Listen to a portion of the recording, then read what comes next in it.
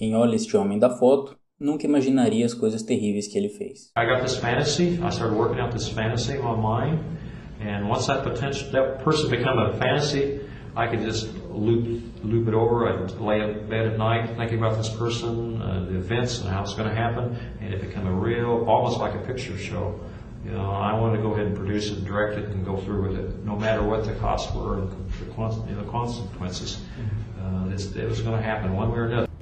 Movido por suas fantasias perturbadoras, por trás desse senhorzinho aparentemente inocente, se escondia um terrível assassino. Seja bem-vindo ao canal Mentes Criminosas, e hoje apresento a você o caso Dennis Rader, mais conhecido como BTK. Se gosta desse tipo de conteúdo, já deixa o like e se inscreve para ajudar o canal. E vamos para o caso. Dennis Lynn Rader nasceu em 9 de março de 1945 em Pittsburgh, no Kansas. Filho de William Rader e Dorothea Rader, ele teve uma infância comum, mas seus pais tinham que trabalhar muito para sustentar a família, e assim não sobrava muito tempo para dar atenção a Dennis e seus 3 irmãos. Desde jovem, Dennis gostava de estudar romances policiais e revistas sobre investigação, mas ele gostava também de pornografia e de fantasias sexuais. Na sua adolescência, ele já começou a apresentar comportamentos estranhos, como espiar mulheres trocando de roupa e torturar animais, que é um dos alertas da tríade de MacDonald, que é o conjunto de 3 características que, segundo alguns especialistas, estão presentes na maioria dos assassinos em série quando são crianças ou adolescentes. Ele nutria também um fetiche sexual por roupas íntimas femininas. Por isso, ele espiava vizinhas trocando de roupa e roubava algumas de suas roupas íntimas. Dennis cresceu e se mostrava ser um adulto normal. Aos seus 20 anos, frequentou a Universidade de Kansas e um ano depois interrompeu seu curso, provavelmente porque não gostava de estudar, porque suas notas eram muito ruins. Após isso, ele foi para a Força Aérea, onde ele ficou por 4 anos trabalhando de instalar fiações elétricas e antenas. Quando voltou aos Estados Unidos, ele se mudou para Park City, um subúrbio localizado a 11 quilômetros ao norte de Wichita. Lá ele trabalhou por um tempo no departamento de carne de um supermercado junto com sua mãe, que era contadora do mercado. Em 1971, ele se casou com Paula Dietz e depois tiveram 2 filhos. Para a esposa, ele era um bom marido. Eles iam à igreja junto com os pais dele e ele também ajudava no grupo de jovens da cidade. Além disso, ele era voluntário na tropa de escoteiros e tinha muitos amigos pela cidade. Na sua casa, talvez influenciado por seu período na Força Aérea, ele gostava de criar várias regras, gostava das coisas sempre organizadas e que tudo fosse feito num certo horário. E sua esposa obedecia essas regras. Até esse momento, ele levava uma vida normal.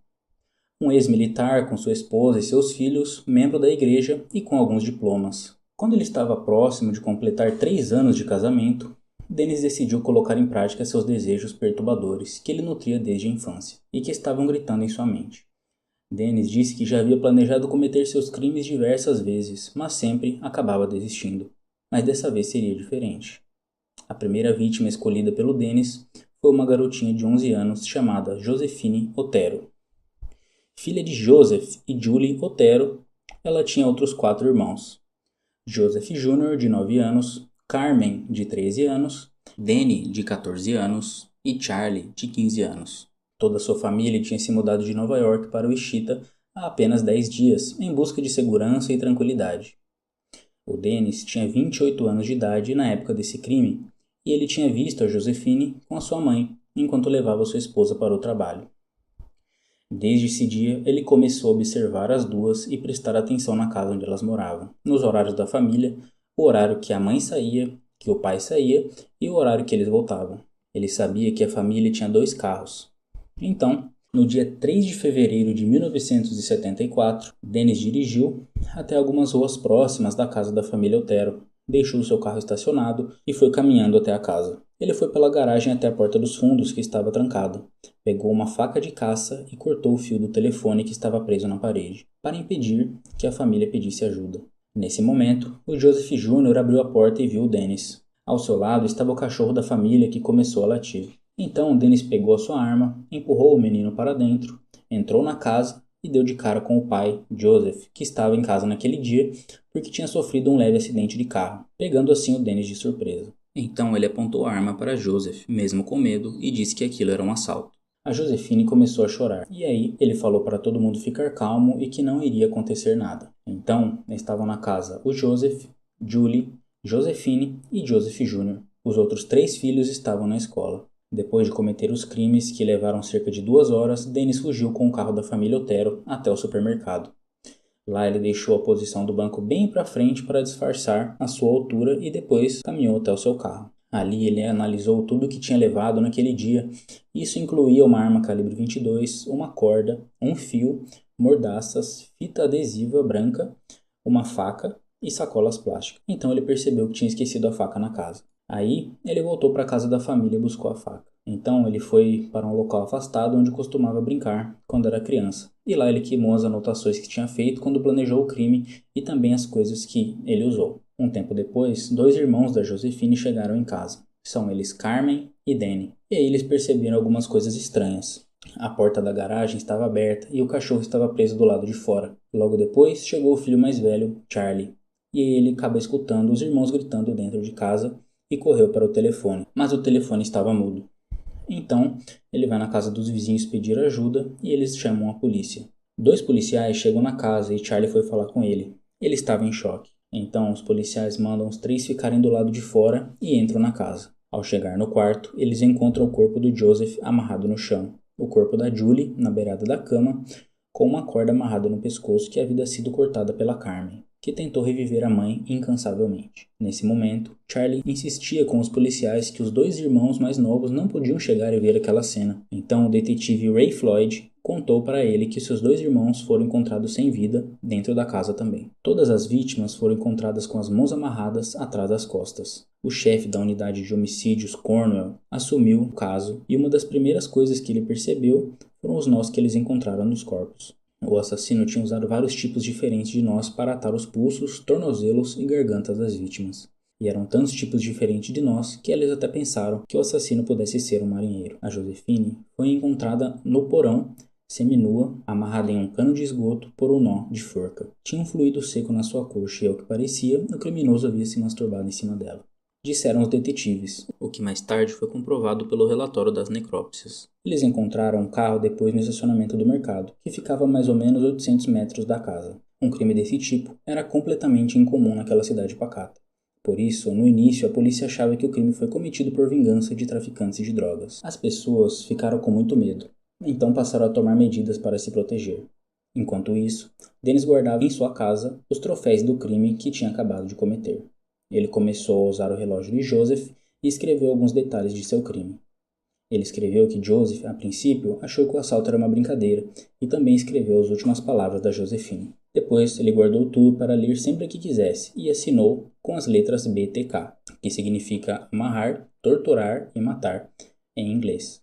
Dennis agora começou a procurar mais mulheres para realizar seus desejos perversos, e ele chamava isso de pescar. Então, ele começou a pescar algumas semanas depois do seu primeiro crime e ele chamava seus planos de projetos, deixando claro que para ele essas mulheres não passavam de objetos. Então, no início do ano de 1974, ele escolheu a segunda vítima e a chamou de Projeto Apagar as Luzes. Ela era Catherine Bright, de 21 anos, e a primeira vez que o Dennis a viu foi quando ele estava levando a sua esposa para almoçar. Ela morava sozinha e não tinha filhos nem cachorros. Então, no dia 4 de abril de 1974, ele vestiu luvas de borracha e bateu em sua porta, mas ninguém atendeu. Então ele quebrou a porta dos fundos, entrou na casa, limpou tudo e se escondeu num quarto. Pouco tempo depois, ele percebeu que a Catherine tinha chegado em casa. Porém, ela estava junto com um homem. Então ele avançou na direção dos dois, disse que era um foragido da polícia e que precisava de dinheiro e de um carro. Falou que não ia machucar ninguém, mas que precisava amarrar os dois. O homem era Kevin, irmão de Catherine. Então, ele mandou os dois entrarem no quarto. Começou a revirar as gavetas e mandou Kevin amarrar a Catherine e ele obedeceu. Depois, ele levou o Kevin para outro quarto e depois de roubar um pouco de dinheiro deles, decidiu que o Kevin seria a primeira vítima. Então, ele amarrou uma meia de nylon em volta de seu pescoço e começou a puxar. Mas ele conseguiu cortar a meia e avançou sobre Dennis, ainda com as mãos amarradas. Dennis sacou a arma e disparou, e a bala atingiu de raspão na cabeça de Kevin. Então, ele avançou de novo contra o Dennis e dessa vez ele conseguiu cortar as amarras do pulso e agarrou a arma. Os dois lutaram por mais alguns segundos, até que Dennis conseguiu recuperar a arma e baleou o Kevin no rosto. Depois, ele foi até o outro quarto para concluir o seu plano perverso. Então, ele passou um pedaço de pano em volta do pescoço de Catherine e começou a puxar. Mas ela lutou por sua vida com todas as forças. Então, ele a esfaqueou várias vezes, até que ela perdesse suas forças. De repente, ele ouviu um barulho vindo do outro quarto. Correu para lá e viu que o Kevin tinha sumido e que a porta de entrada estava aberta. Então Dennis fugiu. Kevin pediu ajuda a 2 vizinhos que chamaram a polícia e o levaram para o hospital. Então, quando a polícia chegou no local, eles encontraram a Catherine rastejando, coberta de sangue, com o telefone na mão. Ela morreu 4 horas depois. Kevin sobreviveu e relatou que o assassino tinha 1,80 de altura, por volta de 82 quilos e talvez 28 anos de idade. Pele clara, bigode e cabelos escuros. Então, o BTK corre para a casa dos seus pais, se limpa, trocou de roupa, queima as roupas e o que usou naquele dia, e depois disso ele voltou para sua casa como se nada tivesse acontecido. Então ele relatou o crime por escrito da mesma forma que fez a primeira vez, e nesse momento ele achou que era inteligente demais para ser capturado. Alguns meses depois, 3 detentos começaram a falar sobre os crimes que o BTK tinha cometido, como se fossem eles, e isso foi parar nos jornais. Então, BTK ficou furioso porque ele queria os créditos do crime para ele. Então, 9 meses depois dos assassinatos dos Otero, o jornalista recebeu um telefonema de um homem que disse que deixaria uma carta dentro de um livro na biblioteca, e que nessa carta ele daria detalhes sobre o crime dos Otero. Na carta, o BTK dizia que os 3 detentos estavam tentando ganhar fama em cima dele, porque ele que tinha cometido os crimes sozinho, e começou a dar detalhes que só ele e a polícia sabiam. Ele também dizia que iria matar de novo. E aí ele conta que o nome que criou para si mesmo agora era BTK. Agora Dennis conseguia um outro emprego que o ajudaria muito nos seus crimes. Ironicamente, ele instalava alarmes residenciais. Então, no dia 17 de março de 1977, Dennis decidiu que era o dia que ele cometeria mais um crime. Ele foi em uma casa no primeiro alvo, bateu na porta, mas ninguém atendeu. Então ele decidiu que iria para o próximo alvo, que ele chamou de Projeto Blackout. Enquanto andava pela rua, ele encontrou um menininho. Então ele mostrou uma foto para ele e perguntou a ele se tinha visto aquela criança da foto, e ele respondeu que não. A criança da foto era seu próprio filho. Depois, ele foi até a casa do Projeto Blackout, e mais uma vez ninguém atendeu. Depois, ele decidiu que iria na casa onde o menininho tinha entrado. Na casa estava Shirley Ryan, com seus 3 filhos. Steven, de 6 anos, Bud, de 8 anos, e Stephanie, de 4 anos. Então ele bateu na porta. Um dos meninos atendeu e a mãe foi até a porta para conversar com ele. Então Dennis disse que era um detetive e entrou. Ele fechou a porta e logo sacou a arma. O telefone começou a tocar, mas Dennis não ligou. Ele decidiu agir rápido porque poderia chegar alguém. Ele mandou a Shirley colocar os seus filhos dentro do banheiro, a levou para o quarto e bloqueou a porta com a cama. Então ele começou a seguir a sequência que ele sempre fazia. Prendeu ela com fita, amarrou com fios com vários nós. Depois, ele pegou um fio que estava amarrado na cama e passou em volta do pescoço dela 4 ou 5 vezes e puxou. Então, com medo de que algo acontecesse, ele roubou 2 roupas íntimas da mulher e fugiu. Nesse momento, os investigadores dividiam opiniões a respeito dos crimes do BTK, pois ele não seguia sempre o mesmo modus operandi e tinha um tempo muito longo de um crime para o outro. A próxima vítima escolhida foi Nancy Fox, de 25 anos. Ela morava sozinha. Trabalhava em tempo integral em um escritório de arquitetura e meio período em uma joalheria no shopping. Dennis viu que ela morava sozinha, não tinha cachorro e nem marido. Ele a seguiu algumas vezes e comprou uma joia na loja que ela trabalhava. No dia 8 de dezembro de 1977, Dennis disse para sua esposa que iria até a biblioteca para estudar. Ele foi para lá e fez um trabalho acadêmico. Depois, ele dirigiu até a rua próxima da casa da Nancy, estacionou e esperou ela chegar em casa. Então ele pegou suas ferramentas, foi até os fundos da casa dela, cortou o fio da linha telefônica, invadiu a casa pela janela e ficou escondido até a Nancy chegar. Quando ela chegou, logo viu que ele estava lá. Então Dennis prendeu sua mão e amordaçou sua boca. Depois ele passou o seu cinto no pescoço dela e apertou até que ela quase desmaiasse. Então ele confessou a ela os seus crimes que tinha cometido e em seguida apertou o cinto novamente até tirar a sua vida. Depois ele pegou uma camisola e se satisfez em cima da roupa. Roubou a carteira de motorista dela, algumas lingeries e fugiu. No dia seguinte, BTK ligou para a emergência e disse que queria relatar um homicídio. Então ele passou o endereço da Nancy e quando chegaram lá, a encontraram sem vida. Outra vez, BTK conseguiu cometer mais um crime sem ser pego, e assim ele se sentia invencível. Então BTK resolveu escrever um poema sobre a Shirley com carimbo de criança. Então ele escreveu o poema e o enviou ao jornal Eagle no dia 31 de janeiro de 1978. Mas esse dia estava muito perto do Dia dos Namorados, então Quando receberam o poema, acharam que era para o Dia dos Namorados, e como o remetente não havia mandado dinheiro para publicar, eles arquivaram o poema. BTK não gostou nada disso, e então resolveu enviar outra carta. Mas dessa vez, ele deixou bem claro que era ele que enviou a carta. Nessa carta, ele deu vários detalhes dos crimes, detalhes que apenas os policiais e o assassino sabiam. Além disso, ele ameaçou matar mais pessoas. No dia 28 de abril de 1979, Anna Williams, de 63 anos, chegou em casa e viu que tinham roubado alguns de seus pertences. Ela percebeu também que o fio do telefone estava cortado. Aí, ela fugiu o mais rápido que podia. Depois disso, Anna recebeu um envelope com um desenho dela amordaçada numa cama, e no envelope tinha um de seus lenços e uma de suas joias dentro, junto com um poema e a assinatura do BTK. Então, ela entregou tudo para a polícia e mudou de estado. Depois disso, BTK só foi atacar novamente no dia 26 de abril de 1985.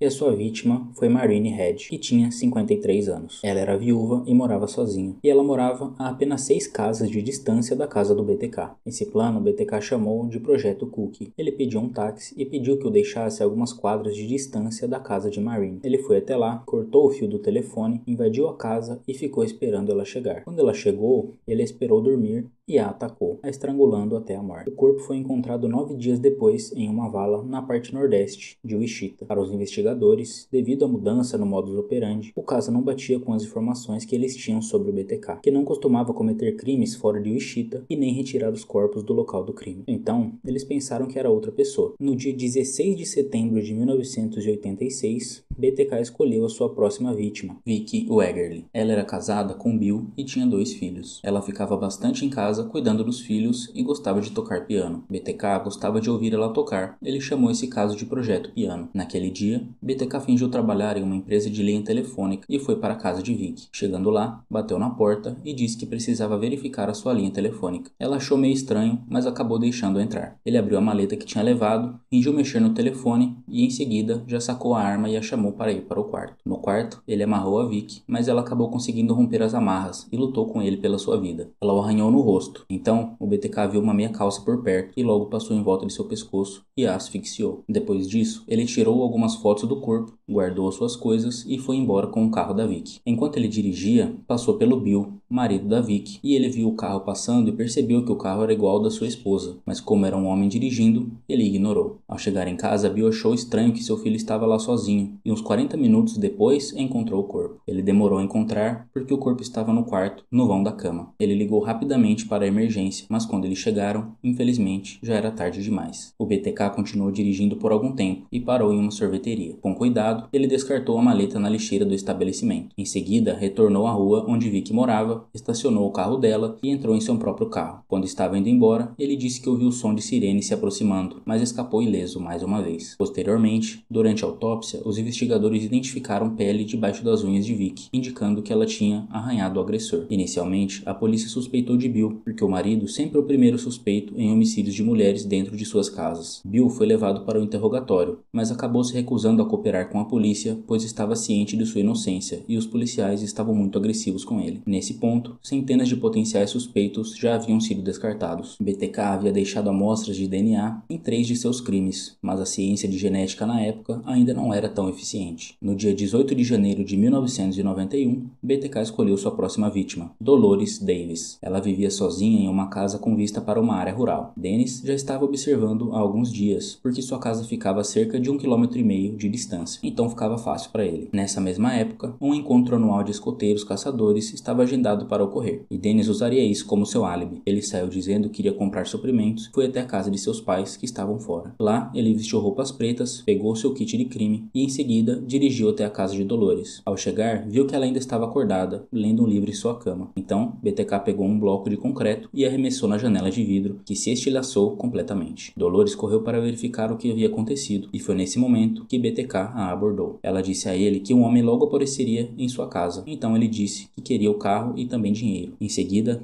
ele a imobilizou na cama, usou uma meia calça para enforcá-la. Durante o ataque, ele roubou alguns de seus pertences, incluindo uma caixa de joias. Em seguida, colocou o corpo dela em seu veículo e dirigiu até uma igreja que ele tinha chave, porque o local era usado para reuniões de escoteiros. Lá, ele deixou a caixa de joias antes de descartar o corpo debaixo de uma ponte. Ele conseguiu retornar ao encontro dos escoteiros antes que alguém notasse sua ausência. No dia seguinte, um amigo de Dolores foi até sua casa para consertar seu carro, mas ao chegar lá, não encontrou o veículo. Em vez disso, se deparou com uma janela quebrada com um bloco de concreto. Preocupado, ele ligou para as autoridades. Os investigadores que chegaram à cena notaram que a roupa de cama estava desaparecida, o fio do telefone tinha sido cortado e a gaveta de lingerie de Dolores estava revirada, mas ela não estava lá. O corpo dela foi encontrado 13 dias depois embaixo da ponte, juntamente com a roupa de cama e uma máscara de plástico. BTK tinha usado essa máscara anteriormente, vestindo-se com roupas femininas e tirado fotos de si mesmo em poses perturbadoras. Ele também tirou fotos usando as roupas de Dolores na casa de seus pais e guardou seus troféus, a carteira de motorista dela e recortes de notícias sobre o crime. Os últimos crimes do BTK que ocorreram em Park City foram diferentes dos anteriores e confundiram os detetives, porque as vítimas eram mais velhas e os corpos foram retirados de suas casas, ao contrário das vítimas anteriores em Wichita. E desde o primeiro crime do BTK já tinha se passado 17 anos. 4 meses depois, Dennis foi contratado pela prefeitura de Park City como fiscal,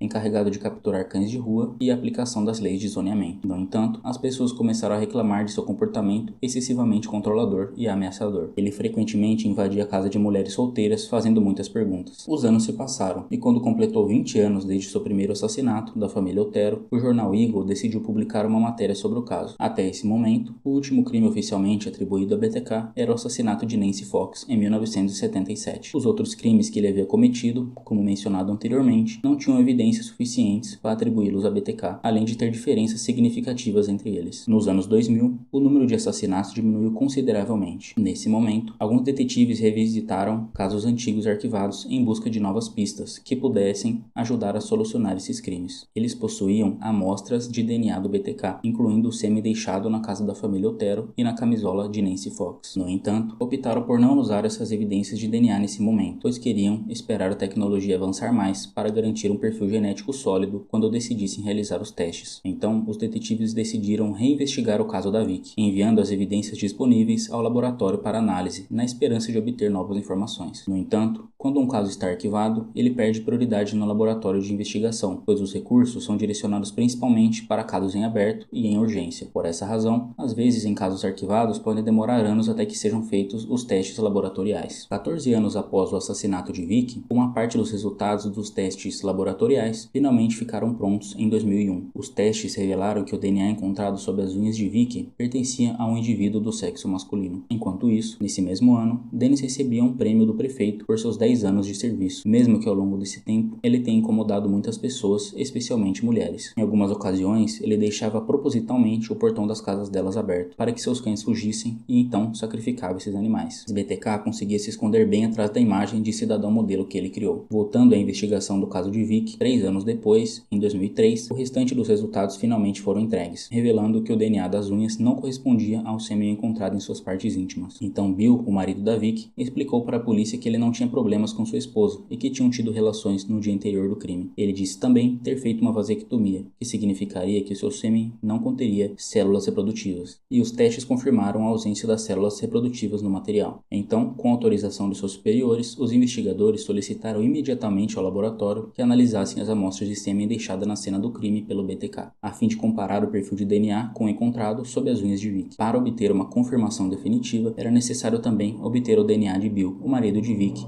para verificar se o segundo DNA realmente pertencia a ele, conforme ele disse. Enquanto isso, um jornal publicou um artigo sobre um advogado que estava escrevendo um livro sobre o BTK. O artigo mencionava que muitas pessoas nem se lembravam mais do BTK, e isso o deixou furioso. Ele não gostou que as pessoas não tinham mais medo dele agora que estava mais velho. Por isso, ele enviou 3 fotos ao jornal, junto com a carteira de motorista de Vicky, assinado com o nome Bill Thomas Killman. Então, os investigadores descobriram que esse nome não correspondia a uma pessoa real, e quando as iniciais foram analisadas, formavam a sigla BTK. Os investigadores também observaram que as fotos mostravam a vítima em diferentes poses. Então, ou foi o próprio assassino quem as tirou, ou alguém encontrou os troféus que o assassino guardava e enviou as fotos e o objeto ao jornal. Lembrando que já haviam se passado muitos anos desde o primeiro crime do BTK, e muitas pessoas acreditavam que ele poderia estar morto. Tinha uma grande possibilidade de que a pessoa que enviou as coisas ao jornal fosse simplesmente alguém que encontrou os troféus do assassino e fez uma brincadeira de mau gosto. O tenente Ken Landwehr, que tinha 49 anos e liderava a equipe de detetives de homicídios há quase 12 anos,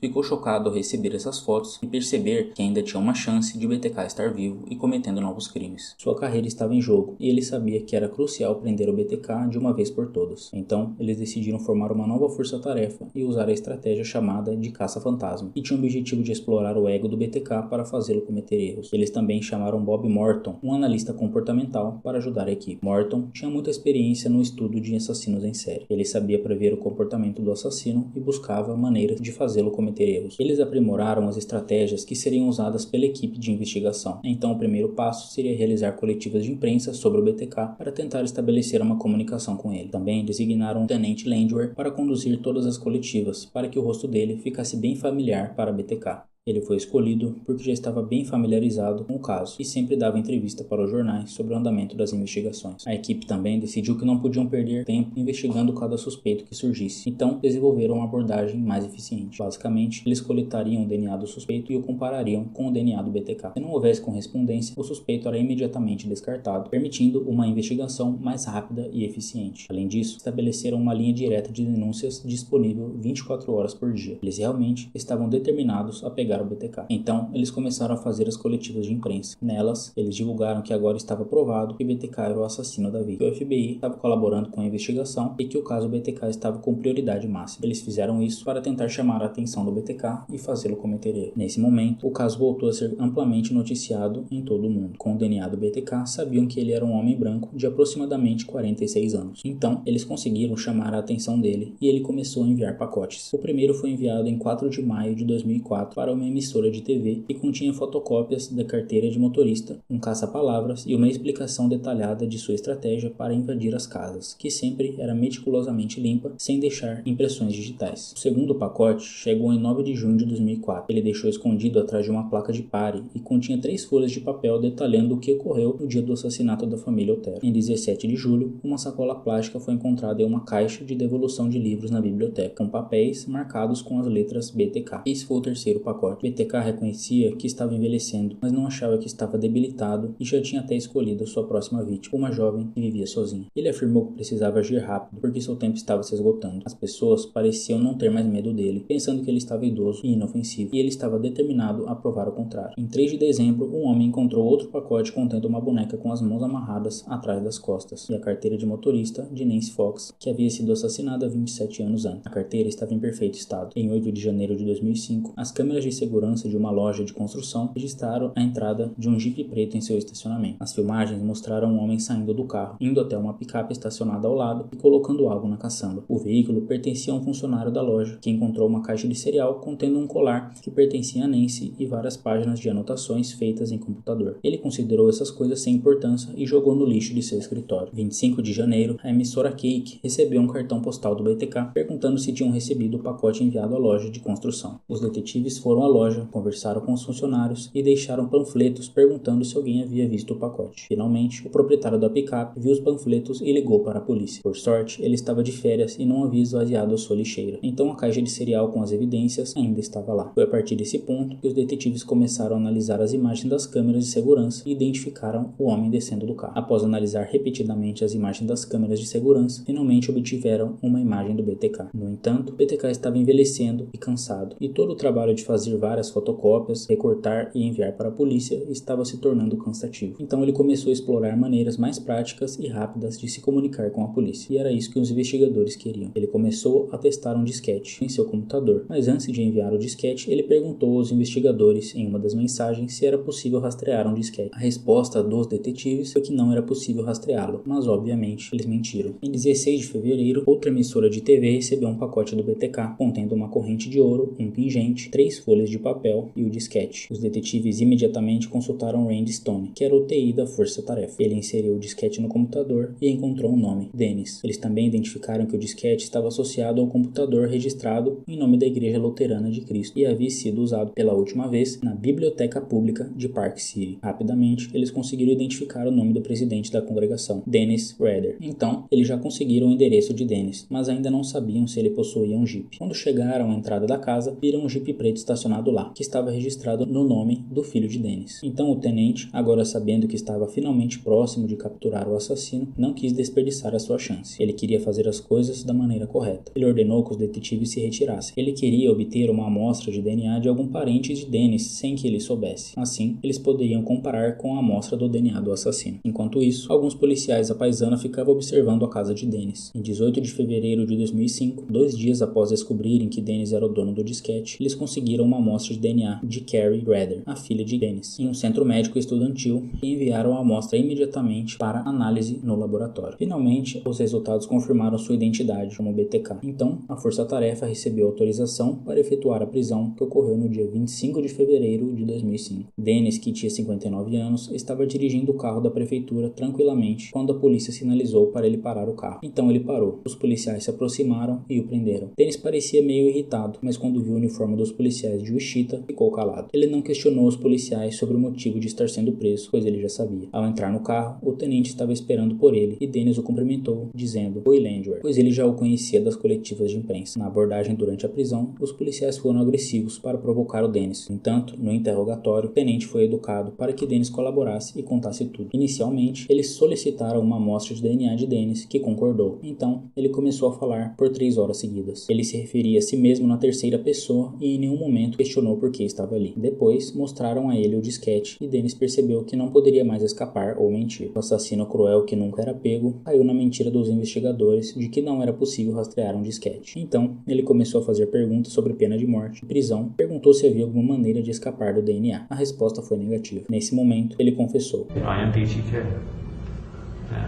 I'm the guy they're after, 100%. Então, ele revelou onde guardava os troféus de suas vítimas, que ficavam uma parte em sua casa e outra parte no escritório de seu trabalho. Em 26 de fevereiro de 2005, o anúncio foi feito de que BTK finalmente havia sido preso. A coletiva de imprensa estava repleta de repórteres e detetives de várias partes do país, com várias emissoras transmitindo os acontecimentos ao vivo. Após 31 anos desde o início de seus crimes, ele havia sido detido. Nos 2 dias seguintes, BTK falou por aproximadamente 33 horas, contou detalhes sobre cada crime, sua vida e respondeu a todas as perguntas feitas pelos detetives. Nesse ponto, os jornais já haviam descoberto detalhes sobre sua vida e muitos que o conheciam pessoalmente o descreviam como uma pessoa normal e agradável, exceto quando estava trabalhando em sua ocupação de fiscal, na qual era cruel com várias pessoas e com os seus cachorros. Após o interrogatório, Dennis foi levado a uma cela pequena no centro médico da prisão do condado de Sedgwick. Enquanto os policiais e promotores preparavam o caso, ele recebia dinheiro, cartas e até pedidos de casamento de mulheres. Fãs solicitavam autógrafos e entrevistas, e acadêmicos enviavam várias perguntas que ele respondia animado. Algumas pessoas também tentavam lucrar vendendo itens relacionados a ele, como jornais com a manchete de sua prisão ou documentos que ele havia assinado. A esposa de Dennis, Paula, não queria mais viver na casa onde moravam, então a casa foi a leilão e depois demolida para dar lugar a uma entrada para um pequeno parque. Em 27 de junho de 2005, ocorreu a audiência preliminar, com pessoas em todo o mundo acompanhando o caso pela internet. BTK finalmente conseguiu a atenção nacional que tanto desejava. Ele se declarou culpado das 10 acusações de assassinato e detalhou por mais de 1 hora o primeiro crime ocorrido em 1974, não demonstrando emoção em nenhum momento. A audiência durou 2 dias, começando com declarações das famílias das vítimas, confrontando pessoalmente o assassino em busca de justiça. Dennis, com 60 anos, foi condenado a 10 prisões perpétuas consecutivas e teria a possibilidade de liberdade condicional somente quando completasse 100 anos de idade. Ele foi transferido para a penitenciária de Eldorado, onde está até hoje, com 78 anos de idade. Após sua prisão, psicólogos tentaram entender os motivos que levaram Dennis a cometer os crimes. Ele não havia crescido em um ambiente desestruturado e sua infância não foi marcada por abusos.